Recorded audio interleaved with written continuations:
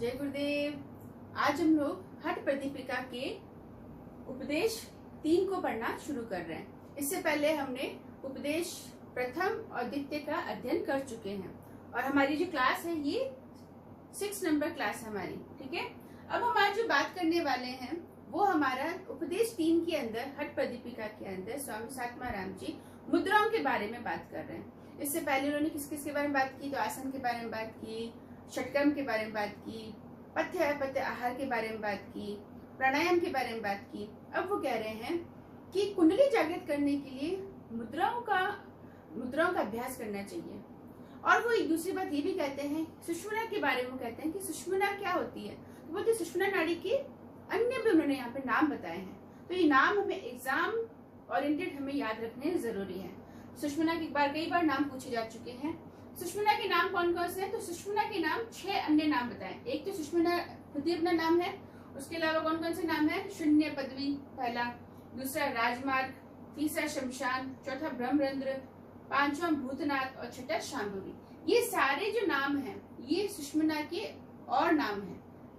ठीक है, यानी सुषुम्ना के कितने नाम बताए हैं? तो 7 तरीके से सुषुम्ना के बारे में बताया गया है। सुषुम्ना के अन्य नाम शून्य पदवी, राजमार्ग, शमशान, ब्रह्मरंध्र, भूतनाथ और शांभवी नाम बताए गए हैं। सुषुम्ना वो नाड़ी है जो सबसे इंपॉर्टेंट नाड़ी बताई गई है, जहाँ पे ईड़ा और पिंगला का जब सांस प्रश्वास बंद हो जाता है, सुषुम्ना के साथ में प्राण जो प्रवाह होने लगता है, तो वो जो प्रवाह होने लगता है उसमें में सुषुम्ना जो होती है उसके नाम इस तरीके से बताए गए। ब्रह्मरंध्र बताया, शमशान बताया, राजमार्ग बताया। प्राण सीधे सीधे ऊपर की तरफ, उधर गति की तरफ ऊपर जाते हैं, सीधे कहीं और नहीं जाते। ठीक है, तो पहला हमने सुषुम्ना के 6 अन्य नाम पढ़े हैं। सुषुम्ना को लेकर 7 नाम बताए गए हैं जो हमें याद रखने हैं। अब हमें यहाँ पर मुद्राओं के बारे में बात करनी है। मुद्राओं के लिए सात्माराम जी कहते हैं कि देखो, कुंडली ने जो ही जागृत करनी है, जो सुषुम्ना के मुख पर लपेटी हुई है, सुषुम्ना के मुख को बंद कर रखा है जिसने, उसको जागृत करना है, क्योंकि वो जागृत करना बहुत जरूरी है। जब तक वो जागृत नहीं होगी तब तक सुषुम्ना के अंदर प्राण का प्रवाह नहीं होगा। इसलिए हमें मुद्राओं का अभ्यास करना है। तो मुद्राओं का अभ्यास करने के लिए उन्होंने बोला मुद्राएं क्या हो, कितनी प्रकार की होती है। तो यहाँ पे सात्माराम जी ने कुल 10 मुद्राओं के बारे में बताया है। कितना? 10 मुद्राओं के बारे में सात्माराम जी ने बताया है। इन 10 मुद्राओं में हम आज 5 मुद्राओं का अध्ययन करने वाले हैं।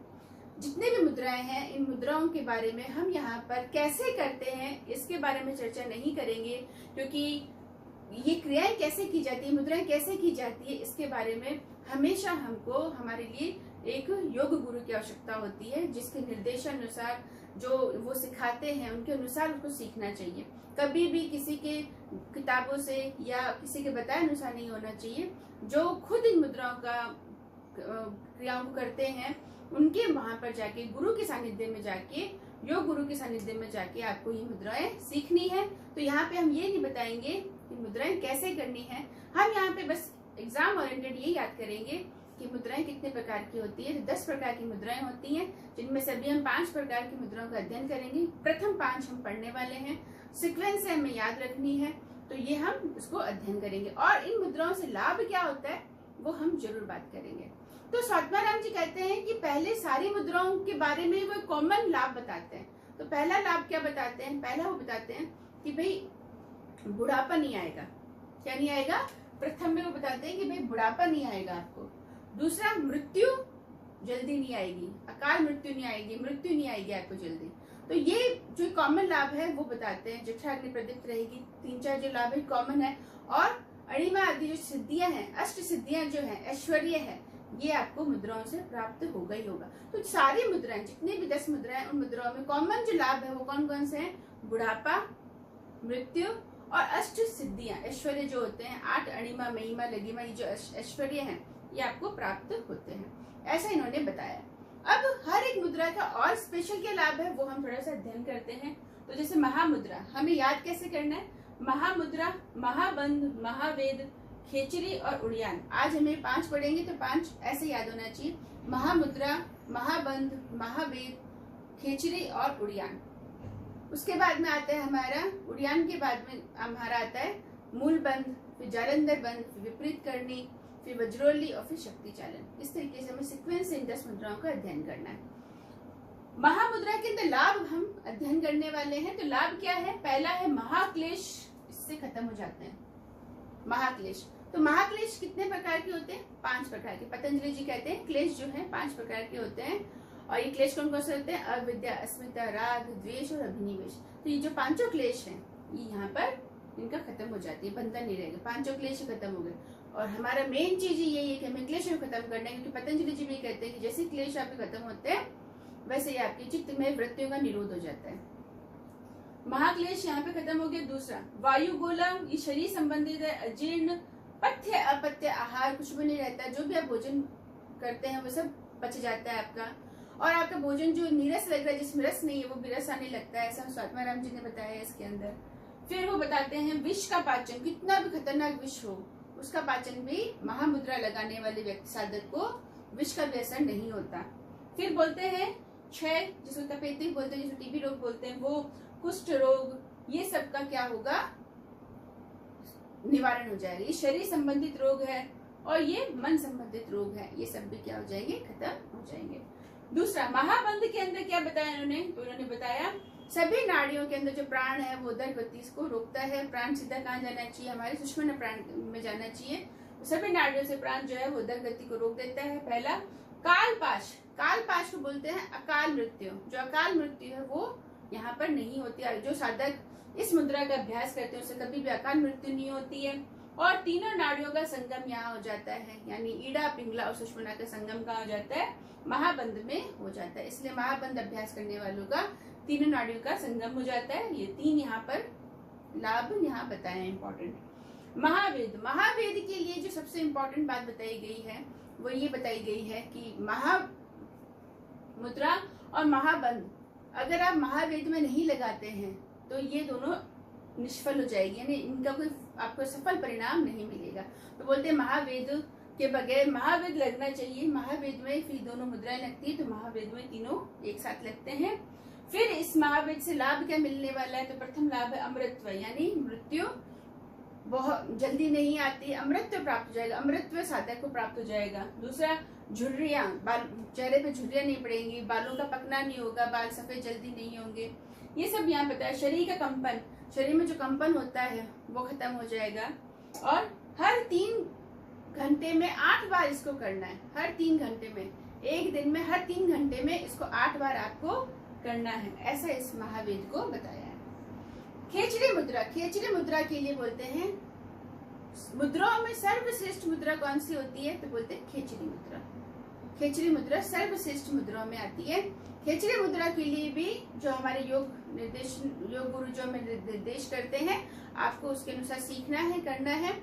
और खेचरी मुद्रा का बहुत वर्णन स्वात्माराम जी ने किया है कि खेचरी मुद्रा से अमृत प्राप्त होता है, खेचरी मुद्रा से जो योगिना है वो आप आकर्षित हो जाती हैं। खेचरी मुद्रा सर्वश्रेष्ठ मुद्रा है, इसके अंदर आपको बुढ़ापा नहीं आता है, विष खत्म हो जाते हैं, रोग नहीं रहते हैं, मृत्यु नहीं आती है, कर्म से पीड़ित छुटकारा मिल जाता है। कर्म से पीड़ित यानी कर्म जो आप करते हैं उसका हमें फल मिलता है, लेकिन जो साधक खेचरी मुद्रा लगाता है उसके कर्म का फल उसके नहीं मिलता, यानी फल रहित कर्म करता है, वो ऐसा कर्म नहीं करता जिससे फल बनने शुरू हो, कर्म संस्कार बनने शुरू हो। ठीक है। और आधे महीने में अगर वो ऐसा खेचरी मुद्रा लगाता है, सिद्ध हो जाती है, तो मृत्यु को भी वो जीत लेता है, मृत्यु भी नहीं आती है। तो ये एक इम्पॉर्टेंट है। मृत्यु क्यों नहीं आती, क्या कारण है? क्योंकि जब हमारी जीवा है, जब वो पलट के हम आप कपाल कुहर में लगाते हैं तो क्या होता है, वहां से सोम रस का स्त्राव होता है।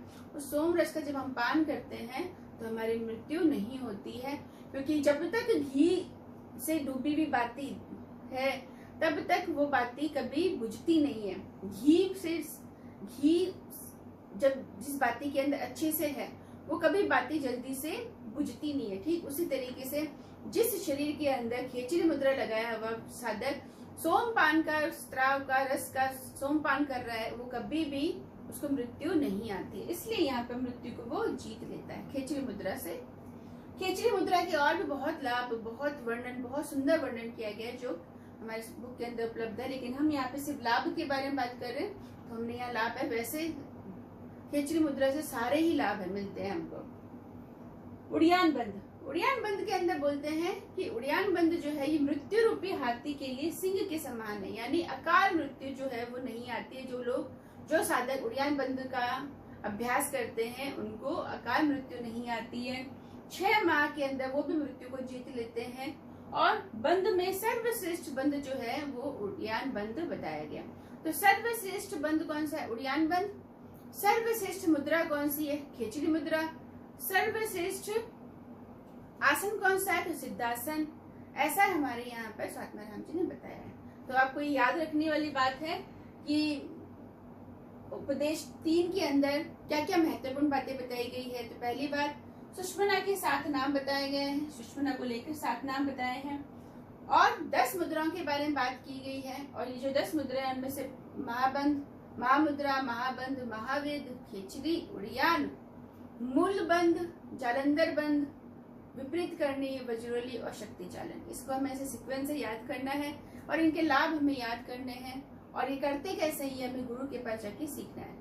और योग में हमेशा गुरु के सानिध्य में हमें सारे आसन और प्राणायाम सीखने चाहिए। कभी भी हमें कहीं और से देख के या नकल करके नहीं करना चाहिए, क्योंकि हर एक के अच्छे परिणाम और बुरे परिणाम दोनों होते हैं। तो हमें अगर सही परिणाम, सफल परिणाम प्राप्त करने हैं तो गुरु के निर्देशानुसार ही आप ये सारी क्रियाएं, बंध, मूल सब सीखिए। आप मूल बंध वगैरह जो बंध है, मुद्राएं हैं, जो प्राणायाम है, ये सभी। तो अगर आपको मेरा वीडियो पसंद आया तो आप इसे लाइक और शेयर कर सकते हैं, मेरे चैनल को सब्सक्राइब कर सकते हैं, जिससे आप आगे योग से संबंधित और वीडियोस देख सकते हैं।